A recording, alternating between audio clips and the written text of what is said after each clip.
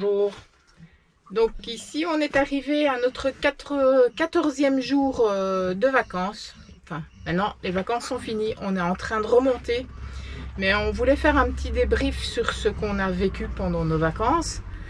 Et on a trouvé vraiment, enfin moi personnellement j'ai trouvé que la France, la Bretagne, la Normandie était un magnifique... La Bretagne c'est magnifique.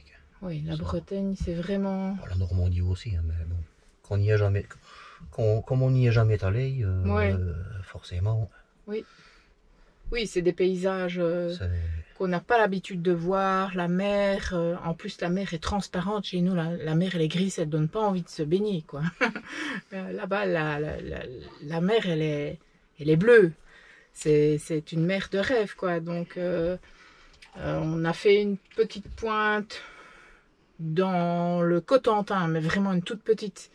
Et puis on s'est rappelé qu'on devait revenir, donc ça n'a vraiment pas duré longtemps. On n'a pas su faire grand chose, mais on reviendra certainement parce que on a des tas de choses encore à faire. Et on a été faire ce qu'on pouvait faire avec le chien.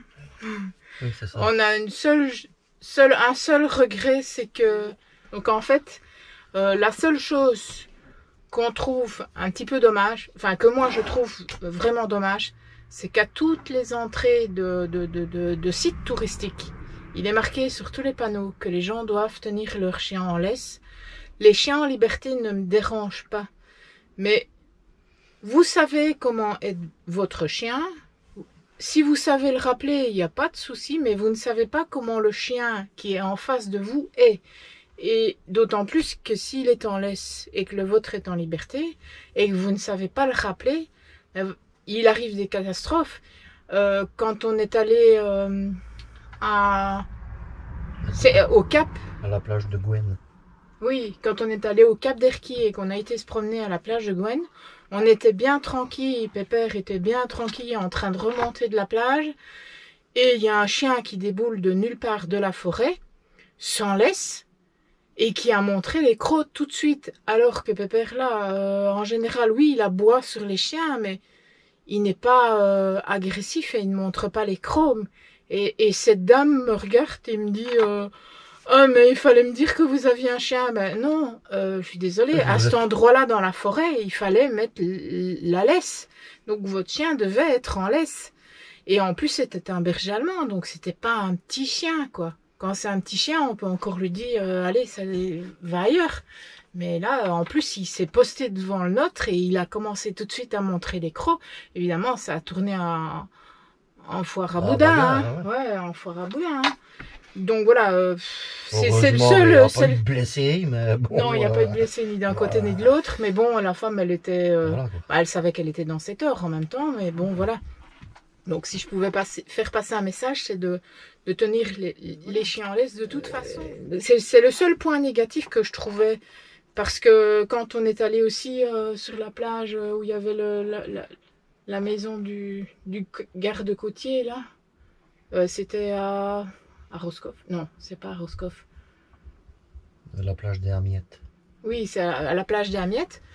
Et ben là aussi, on a fait demi-tour parce que on voyait tellement de chiens en liberté et les gens... On n'a pas osé y aller. S'en foutent. Donc on n'a pas osé y aller. Et en plus, voilà. C'est le seul coup de gueule que j'aurais à dire. Autrement, le reste, c'est que magnifique. La mer, le phare de Kermorvan, tout ce qu'on a fait, on a trouvé ça vraiment très beau. Hein.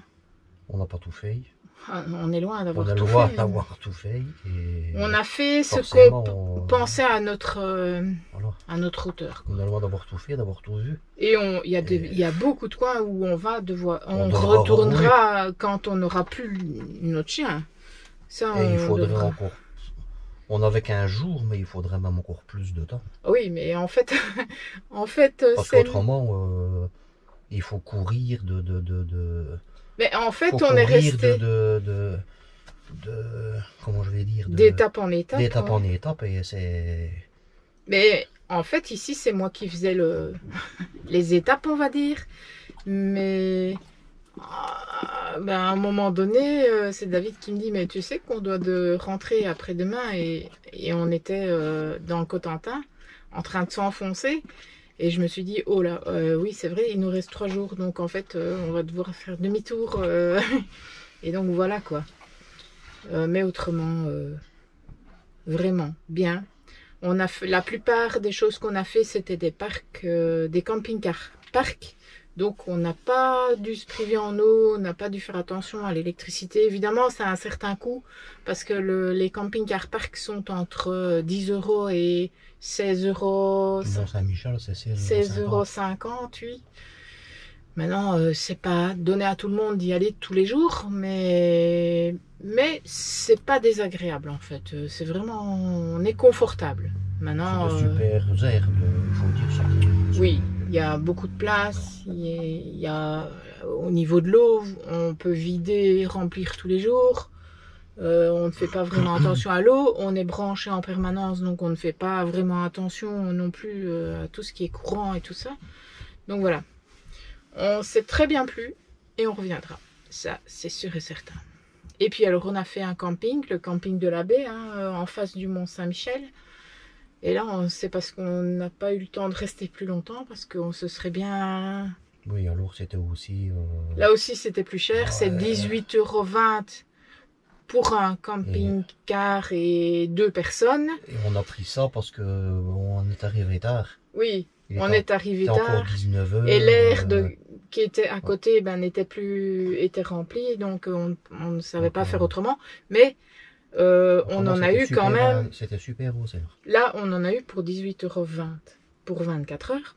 Électricité, mais sanitaire, douche. On est arrivé tard et on est parti tôt. Mais autrement, on aurait pu prendre sa douche, faire ses lessives, sécher la lessive. Il y avait les sanitaires, tout, donc en fait, si on avait besoin d'eau, on avait possibilité de faire l'eau. Les vidanges, ça, on n'a pas demandé, mais il y a certainement moyen de s'arranger pour faire les vidanges. Mais non, c'était vraiment sympa. C'était vraiment sympa. Il n'y a qu'une fois où on est allé sur une aire municipale, je crois. Même pas. Non. On devait y aller quand on était dans le Cotentin, mais comme on a fait demi-tour et qu'on a préféré rebrousser chemin vers Utah Beach, ben on a quand même été sur un camping-car park. Donc voilà. À refaire.